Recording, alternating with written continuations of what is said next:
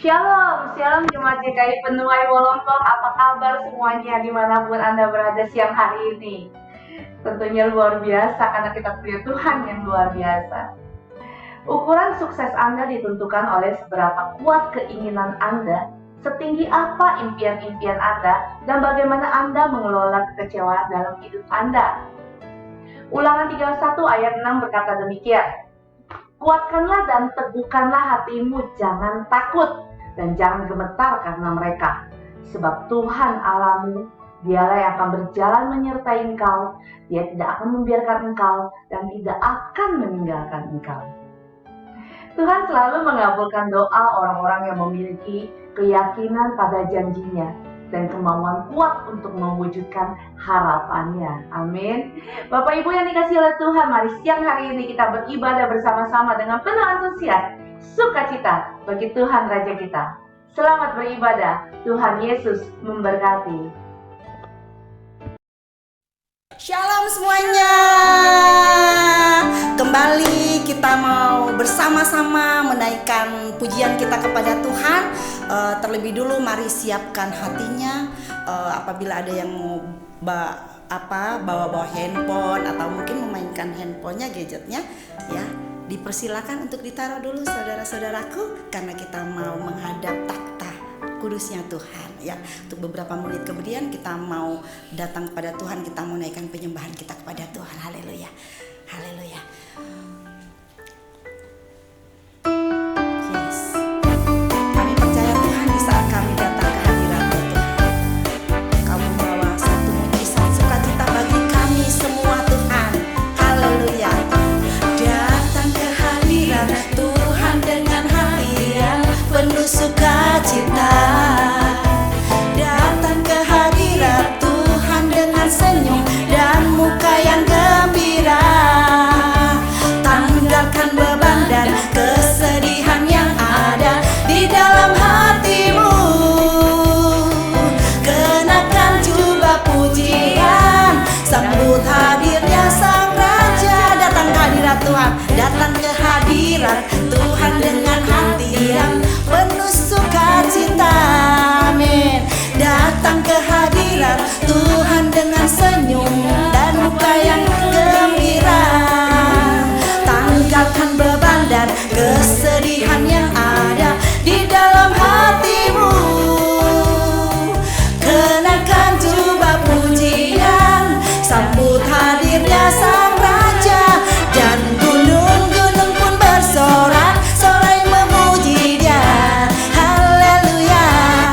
Dan pohon-pohon pun bertepuk tangan memuji Dia. Amin. Sekalian kita di sini berkumpul dan memuji Dia. Yesus Tuhan Raja, Dialah yang bertata di atas pujian. Dan gunung-gunung pun bersorak-sorai memuji Dia. Oh haleluya. Dan pohon-pohon pun bertepuk tangan memuji Dia. Sekalian kita di sini berkumpul dan memuji Dia. Yesus Tuhan Raja, Dialah yang bertata di atas pujian. Yesus Tuhan Raja, Yesus Tuhan Raja, Dialah yang bertata di atas pujian. Sekali lagi katakan bersama, Yesus Tuhan Raja, Dialah yang bertata di atas pujian. Haleluya. Amin, amin, amin. Amin, amin, amin. Terima kasih Tuhan Yesus. Terima kasih Bapa buat kasih-Mu yang tidak pernah habis di dalam hidup kami. Karena Engkau mencurahkan nyawa-Mu bagi kami Tuhan semuanya.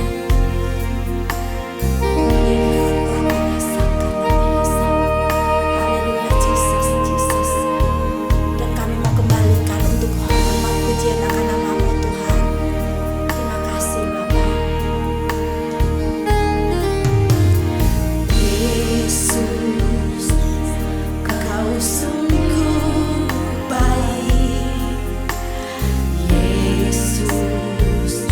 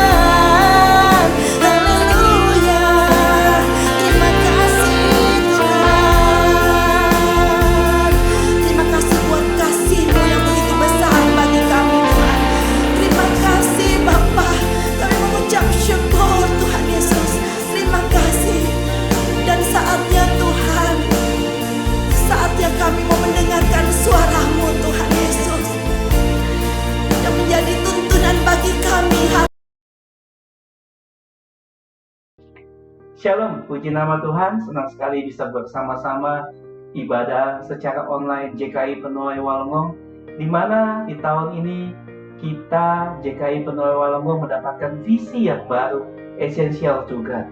Seberapa pentingnya Tuhan di dalam hidup kita dan seberapa percaya kita untuk mengenal pribadinya yang sungguh luar biasa. Bapak Ibu yang dikasih Tuhan, di mana kita mengalami atau kita bisa mengandalkan Tuhan atau mengutamakan Tuhan di dalam hidup kita sepenuhnya. Bagaimana dikatakan seseorang mempunyai kualitas hidup ini pada saat-saat ini, Bapak Ibu. Sebelum kita masuk lebih dalam, mari kita bersatu di dalam doa. Terpujilah di dalam nama-Mu Tuhan. Kasih setiamu menyertai setiap kehidupan kami, sidang jemaat-Mu dimanapun mereka berada. Kau pakai bibir mulut hamba ini untuk memberitakan firman Tuhan sesuai dengan kebenaran firman Tuhan. Bapa, Kau kuduskan kami, kuduskan ibadah ini Tuhan, biarlah ibadah ini Tuhan bisa menyenangkan hati-Mu Tuhan. Terpujilah di dalam nama Yesus. Kami siap untuk mendengar firman Tuhan. Yang siap katakan, amin. Tema pada siang hari ini atau sharing hari ini saya ambil judul perubahan hidup. Kita akan belajar mengenai perubahan hidup. Bagaimana kita sebagai orang percaya. Dalam tahun 2024 ini, saya mendapatkan visi Essential to God, pentingnya Tuhan dalam hidup kita. Seberapa penting Tuhan dalam hidupmu? Seberapa kau mengandalkan Tuhan? Seberapa kita sebagai orang percaya akan kehendak Tuhan? Untuk kita bisa mengalami perubahan, untuk kita bisa mengalami pentingnya Tuhan dalam hidup kita, harus adanya perubahan di dalam hidup kita, hidup Anda, dan hidup saudara sekalian. Kalau tidak ada perubahan hidup, semuanya akan sia-sia. Karena yang paling terpenting, yang paling kita percaya dan paling kita tahu bahwa Tuhan harus ada di dalam hidup kita. Dan kita harus berubah. Tema pada siang hari ini saya ambil judul perubahan hidup. Bisa percaya atau mengutamakan Tuhan sesuai dengan visi penuai pada tahun ini, yaitu Essential to God. Kita harus berubah kehidupan kita yang lama, yang penuh dengan dosa, dengan hidup yang penuh dengan yang berkenan kepada Tuhan. Kata perubahan atau transformasi ini diambil dari kata bahasa Inggris yaitu transform. Yang dalam bahasa Indonesia ini berarti perubahan. Perubahan yang apa? Perubahan yang dari kehidupan yang lama menjadi kehidupan yang baru. Di mana saat kita menjadi orang yang berdosa, Tuhan telah menebus kita menjadi orang yang tidak berdosa. Dia sudah membayar lunas. Semuanya itu di atas kayu salib. Perubahan yang total atau signifikan yang terjadi dalam hidup kita harus berubah. Mengapa perubahan ini menjadi elemen yang penting di dalam kehidupan anak-anak Tuhan? Paulus berkata di dalam Roma 12 ayat 1 dan 2 berkata seperti ini. Mari kita lihat tulisan Paulus dalam suratnya kepada jemaat Roma. Di dalam Roma 12 ayat 1 dan 2. Saya bacakan. Paulus menuliskan demikian. Karena itu, saudara-saudara, demi kemurahan Allah, aku menasihati kamu supaya kamu mempersembahkan tubuhmu sebagai persembahan yang hidup. Supaya apa? Sebagai persembahan yang hidup, yang kudus dan yang berkenan kepada Allah. Itu adalah ibadahmu yang sejati. Di ayat 2 berkata seperti ini. Janganlah kamu menjadi serupa dengan dunia ini, tetapi berubahlah oleh pembaruan budimu, sehingga kamu dapat membedakan manakah kehendak Allah, apa yang baik, yang berkenan kepada Allah, dan yang sempurna. Paulus bilang di dalam Roma 12 ayat 1 dan 2 ini dinyatakan dengan jelas. Perubahan yang ditekankan oleh Paulus mengacu pada ketika kita belum mengenal Kristus, kita adalah manusia lama yang dipenuhi dengan apa? Dengan dosa. Di dalam keberdosaan kita adalah musuh Allah, Bapak Ibu. Jadi kita adalah musuhnya. Di mana di firman Tuhan ini berkata bagaimana mungkin Allah mengindahkan persembahan kita dari kita yang orang yang berdosa. Itu adalah hal yang tidak mungkin. Terang dan gelap tidak bisa menjadi satu. Kudus dan tidak kudus tidak mungkin menyatu, Bapak Ibu. Allah itu kudus. Kita adalah orang yang berdosa. Contoh, air dan minyak tidak akan pernah menyatu. Karena tidak akan bisa bercampur dengan air dengan minyak. Ya kan, Bapak Ibu? Kita tahu hukum fisika dan kimia ini. Dan kita sebagai orang yang berdosa tidak akan bisa bersatu dengan Tuhan yang kudus. Maka dari itu Tuhan datang ke dunia ini untuk menyelamatkan kita sebagai orang yang berdosa. Dia yang menjadi di atas kayu salib berkorban untuk kita. Untuk apa? Untuk hidup kita. Untuk kita bisa berubah dari yang berdosa dan tidak menjadi berdosa.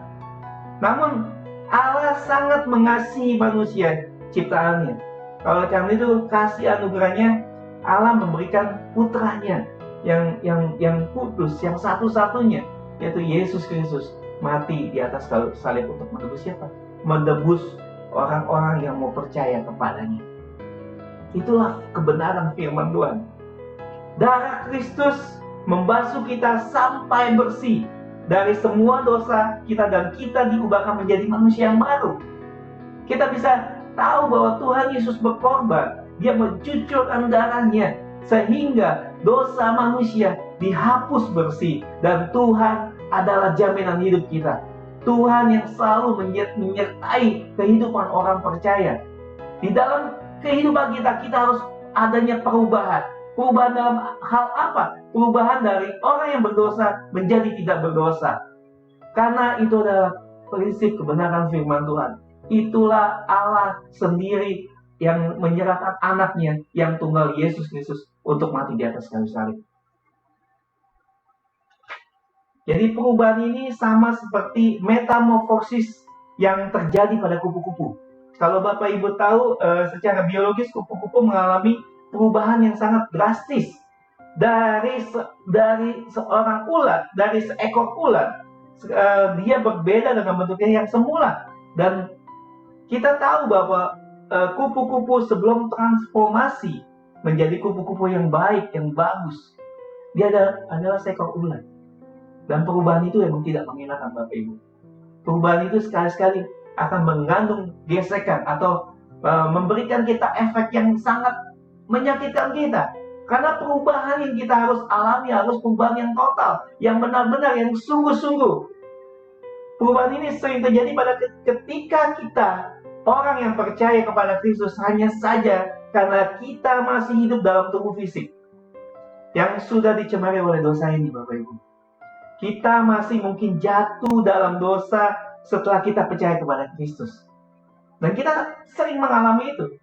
Jatuh dan terjatuh lagi, jatuh lagi. Tapi Tuhan Yesus Kristus adalah Allah yang sungguh luar biasa, yang memberikan kita kesempatan-kesempatan. Selagi kita masih hidup, Bapak Ibu, selagi kita masih memiliki nafas, bertobatlah untuk kita melihat bahwa perubahan di dalam hidup kita, perubahan yang Tuhan taruh, Tuhan memberikan kepercayaan dalam hidup kita untuk melihat hidup kita jauh lebih baik, mengenal akan kebenaran firman Tuhan, dan jauh lebih baik untuk mengenal akan kasih Kristus. Sebenarnya kita tidak lagi dikuasai oleh kedagingan kita, saudara. Ketika telah dibeli dengan darah yang sangat mahal, maka seharusnya dialah yang berkuasa atas hidup kita. Yang setuju katakan amin. Dia yang berkuasa atas hidup kita. Ketika dia sudah membayar dan sudah lunas terbayar, kita harus, dialah yang berkuasa di dalam hidup kita. Kita menyerahkan hidup kita untuk Tuhan, karena dia yang punya kuasa dalam hidup kita. Karena dia sudah bayar lunas, Bapak Ibu. Dia sudah memberikan nyawanya untuk ganti kita. Itulah Yesus, itulah Tuhan. Kita perlu dilatih atau dipimpin oleh Tuhan secara terus-menerus, Bapak Ibu. Mempersembahkan tubuh kita di hadapan Tuhan. Setiap kamu gagal atau ketika kita gagal, kita jatuh, datanglah kepada Tuhan. Mempersembahkanlah hidupmu di hadapannya dan mohon pertolongannya agar dapat menghadapi statusmu sebagai manusia baru di dalam hidup. ketika kita jatuh ke dalam dosa, ketika kita terus melakukan kesalahan, ketika kita jatuh dan jatuh lagi, ingat pertolongan Tuhan sebagai anak-anak Tuhan. Kembalilah kepada Dia, datanglah kepada Tuhan, karena Dialah yang mempunyai hidup kita. Mohon belas kasihan Tuhan, memberi pengampunan untuk diri kita, untuk kita berjalan terus. Ingat Bapak Ibu, terang dan gelap tidak bisa dijadi satukan, terpisah. Tuhan menciptakan terang dan gelap. Orang berdosa dengan Tuhan yang kudus tidak bisa bersatu. Tetapi ketika kita mau hidup kita diserahkan sepenuhnya kepada Tuhan, datanglah kepada Tuhan. Jangan lari ke tempat lain, jangan lari dari masalahmu, bertemu dengan drugs atau apapun yang ditawarkan dunia ini. Tapi datanglah kepada Tuhan Allah, sujud menyembah kepada Dia, berdoa meminta ampun kepada Tuhan sebagai anak-anak Tuhan. Dengan latihan terus-menerus untuk menghadapi manusia baru ini, maka kita dapat membedakan mana kehendak Allah, apa yang baik, yang berkenan kepada Allah, dan yang sempurna. Kita akan bisa membedakan. Kasih karunia Tuhan Yesus dalam hubungan kita dengan Tuhan Allah yang memampukan kita bisa merubah cara berpikir kita dan pola kehidupan kekristenan kita. Paradigma kita harus berubah. Itulah yang Tuhan mau, supaya anak-anaknya. Penting gak sih Tuhan dalam hidup kita?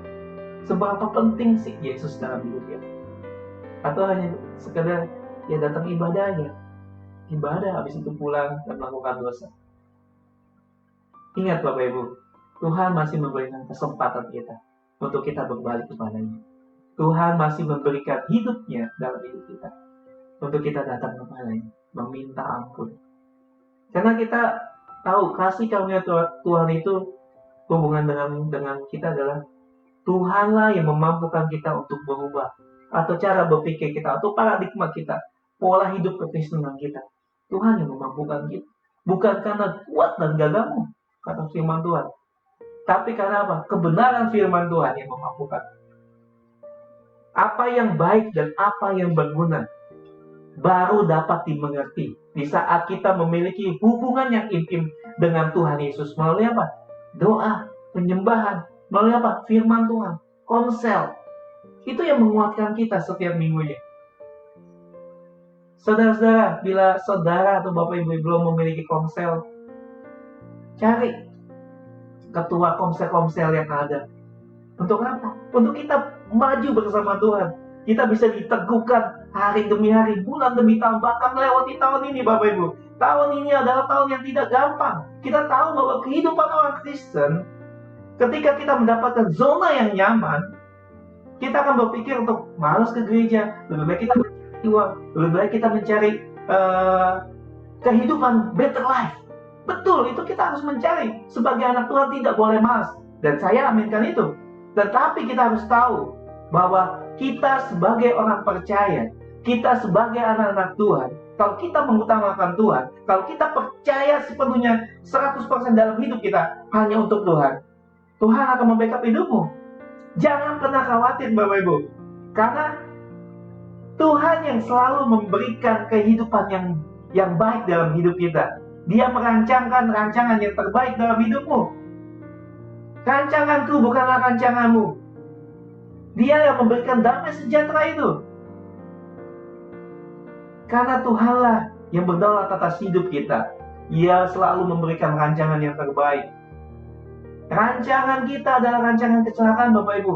Tapi kita tahu bahwa kalau kita menyerahkan sepenuhnya hidup kita dalam kehidupan Tuhan, Tuhan akan membackup hidup kita.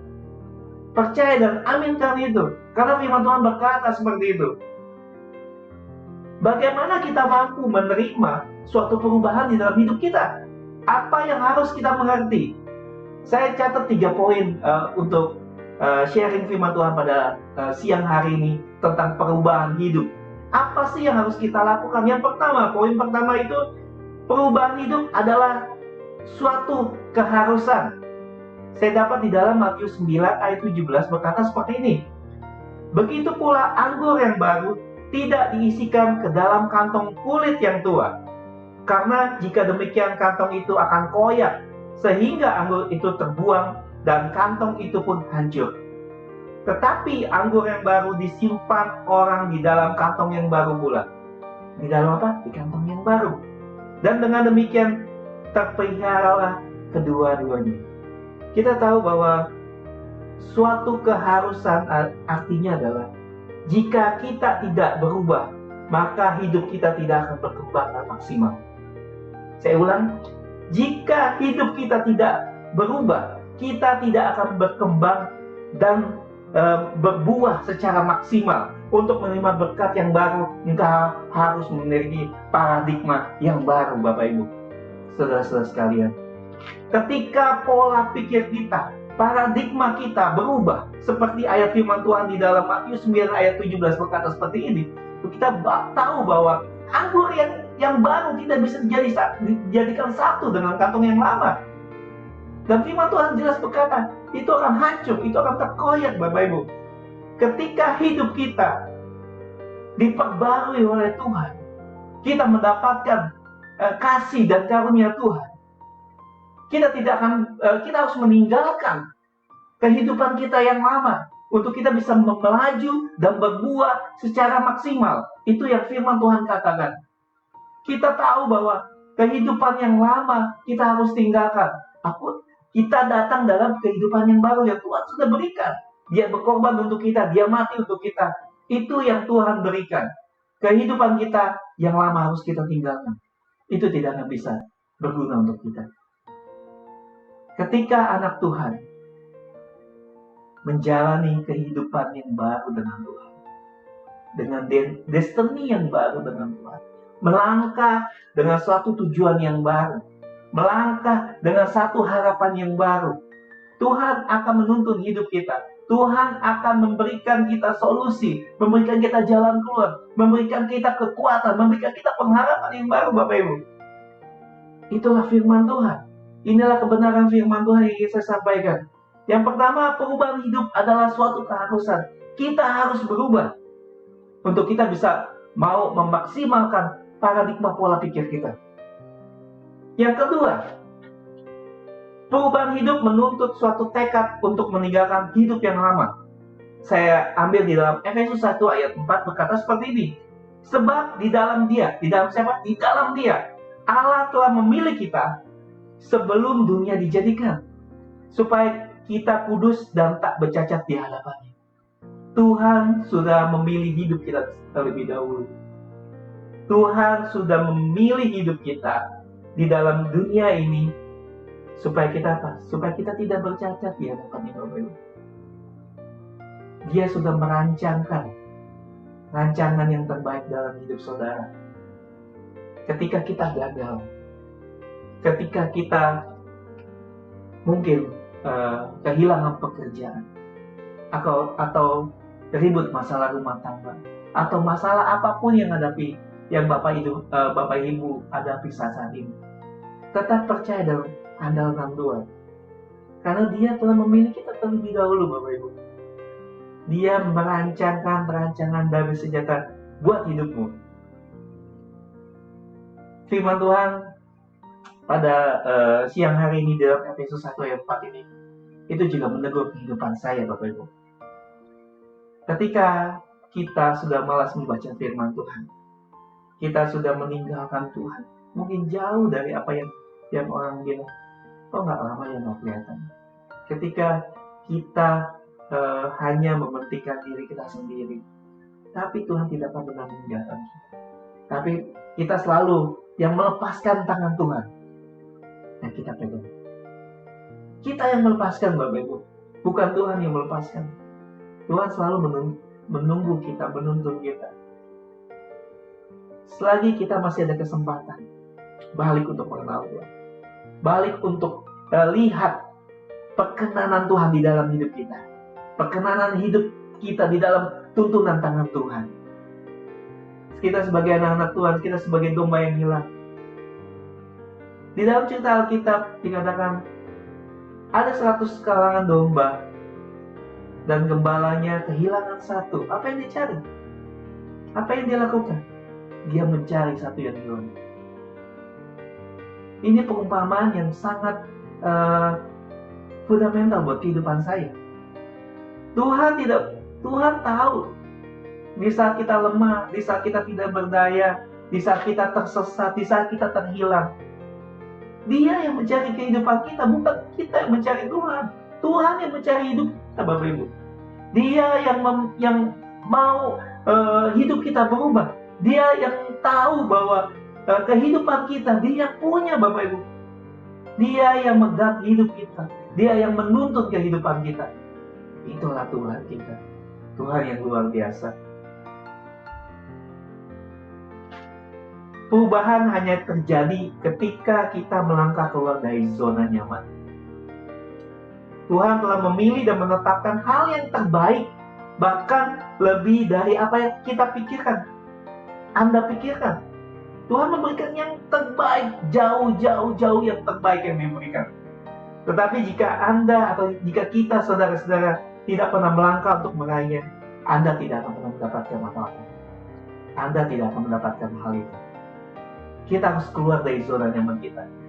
Kita harus melangkah dari kehidupan kita yang kita tidak mengenal Tuhan. Kita sudah menjauh daripada Tuhan. Keluar dari zona nyaman ini. Lakukanlah untuk Tuhan.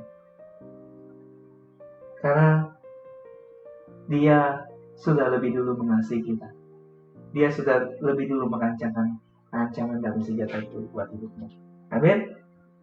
Yang ketiga, yang saya dapat, perubahan hidup dapat terjadi jika kita jadikan Yesus Kristus penguasa di dalam hidup kita.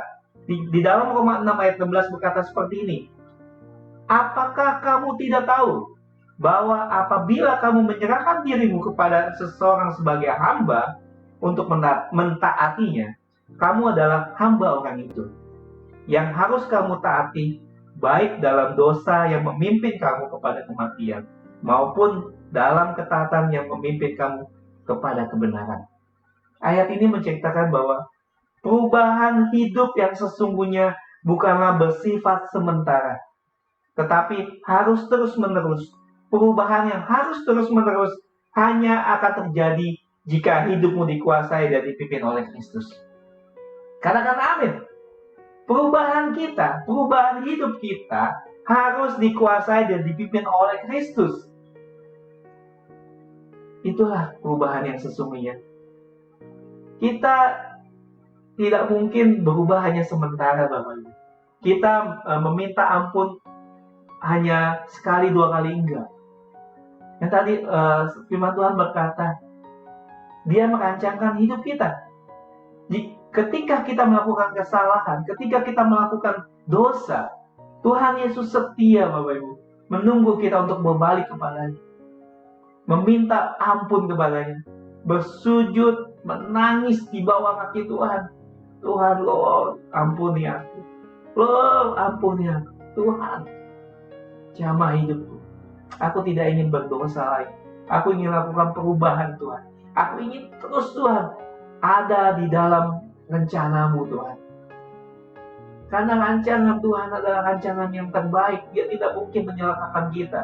Kita tahu bahwa penguasa atau perubahan yang sesungguhnya itu tidak bersifat sementara, tapi kita harus terus-menerus untuk mengalami perubahan demi perubahan. Dia mengikis kita, Dia terus mengikis kita setiap dosa dan kesalahan kita yang kita lakukan.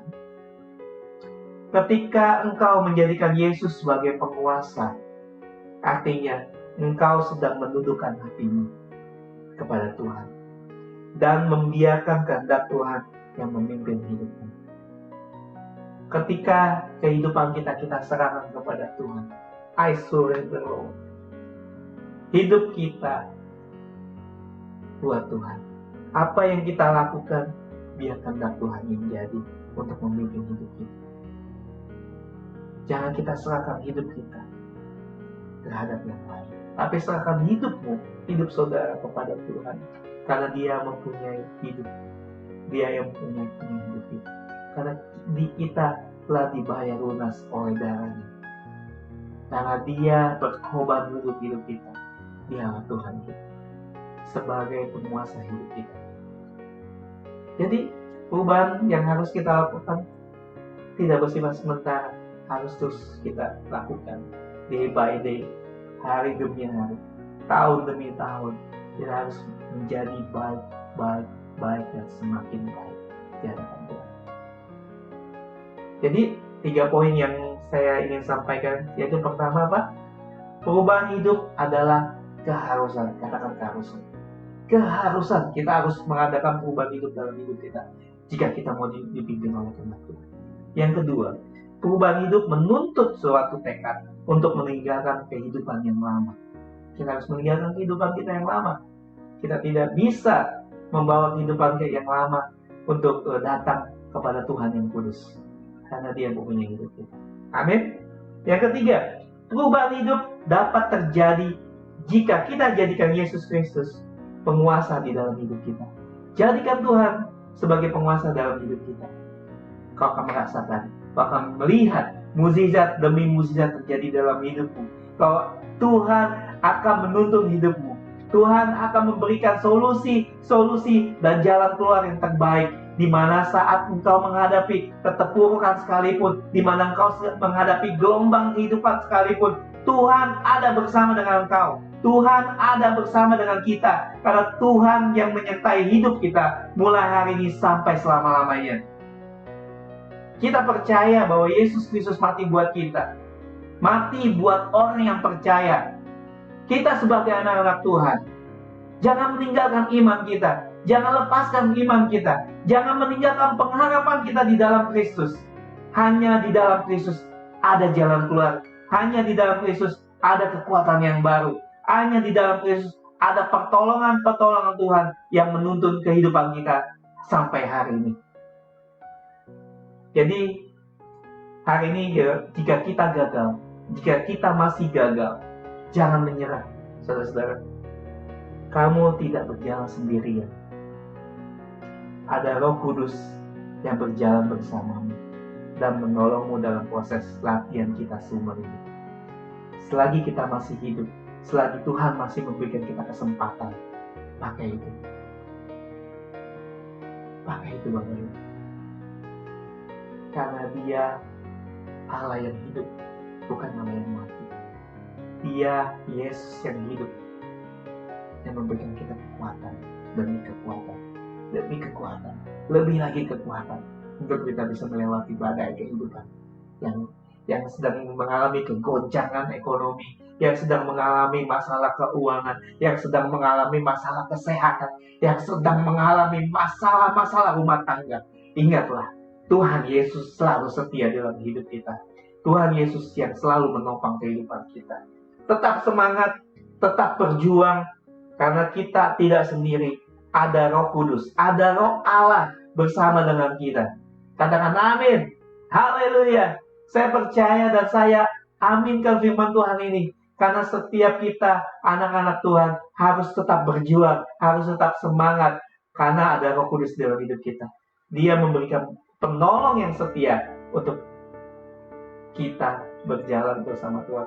Perubahan hidup, kita harus berubah. Di tahun ini, kehidupan yang lama tinggalkan Bapak Ibu. Perubahan hidup harus berubah. Katakan sama-sama, perubahan hidup. Kita harus berubah Bapak Ibu.